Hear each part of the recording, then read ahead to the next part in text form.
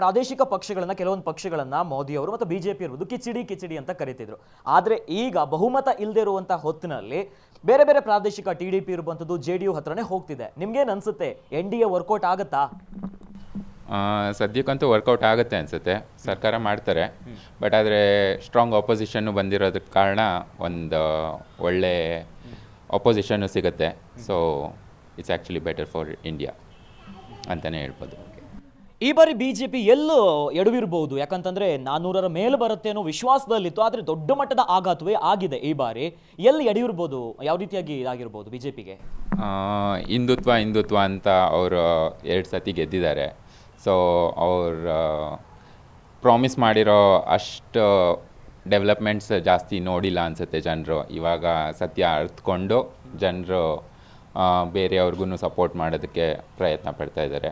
So hopefully ಇವಾಗ ಅವ್ರಿಗೆ ಅರ್ಥ ಆಗಿ ಒಂದು ಸ್ವಲ್ಪ ಡೆವಲಪ್ಮೆಂಟ್ ಕಡೆ ನೋಡಿ, ಬರೀ ಹಿಂದುತ್ವ ಬಗ್ಗೆ ಬಿಟ್ಟು ಬೇರೆ ಎಲ್ಲರನ್ನೂ ಜೊತೆಗೆ ಕರ್ಕೊಂಡೋಗಿ ಪ್ರೋಗ್ರೆಸ್ ಆಗಬೇಕು ಅಂತ ಅಂದ್ಕೊಳ್ತೀನಿ.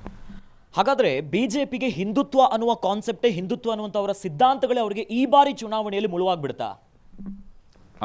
ಖಂಡಿತ ಅನಿಸುತ್ತೆ. ಯಾಕಂದರೆ ಇವಾಗ ರಾಮ ಮಂದಿರ್ ನಿರ್ಮಾಣ ಆಗಿರೋ ಕಾನ್ಸ್ಟಿಟ್ಯೂನ್ಸಿ ಎಲ್ಲೇ BJP ಸೋತಿರೋದ್ರಿಂದ ಅದು ಒಂಥರ ಏನು ರಾಮನ ಆಶೀರ್ವಾದ ಇಲ್ದಿರ ಇರೋ ಅಂಥ ಪಕ್ಷನೂ ಆಗಿರ್ಬೋದು.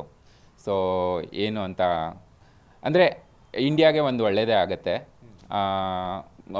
ಒಳ್ಳೆ ಆಪೋಸಿಷನ್ ಬರ್ತಾ ಇದೆ. ಸೊ ಸ್ಟೇಟಲ್ಲೂ BJP ಸೋತಿದೆ, ಕಾಂಗ್ರೆಸ್ ಸ್ಟ್ರಾಂಗಾಗಿ ಕಂಟೆಂಟ್ ಮಾಡಿ ಗೆದ್ದಿದ್ದಾರೆ.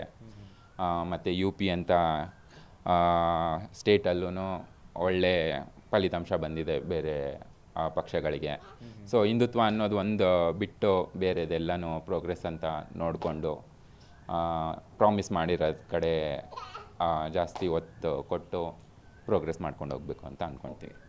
ಸೊ ಜವಾಹರ್ಲಾಲ್ ನೆಹರು ಆದಮೇಲೆ ಕಾಂಗ್ರೆಸ್ ಎತ್ತರವಾಗಿ ಸತತ 3ನೇ ಬಾರಿ ಪ್ರಧಾನಿ ಸ್ಥಾನಕ್ಕೆ ಏರ್ತಾ ಇರುವಂಥದ್ದು, ಅಂದರೆ ಸಕಲ ಸಿದ್ಧತೆನ ಮಾಡ್ಕೊಂಡು ಸಿದ್ಧವಾಗಿರುವಂಥದ್ದು ಪ್ರಧಾನಿ ನರೇಂದ್ರ ಮೋದಿ ಅವರು ಅಂತ.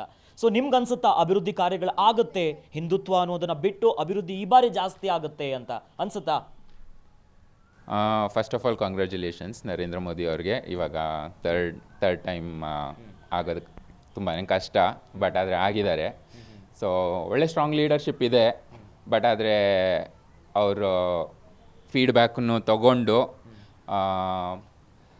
ಪ್ರೋಗ್ರೆಸ್ ಕಡೆ, ಪ್ರಾಮಿಸ್ ಮಾಡಿರೋ ಕಡೆ ತಗೊಂಡೋಗ್ಬೇಕು ಅಂತ ನಾನು ಅಂದ್ಕೊಳ್ತೀನಿ. ಗ್ಯಾರಂಟಿ ನ್ಯೂಸ್, ಸುದ್ದಿ ಖಚಿತ, ನ್ಯಾಯ ನಿಶ್ಚಿತ.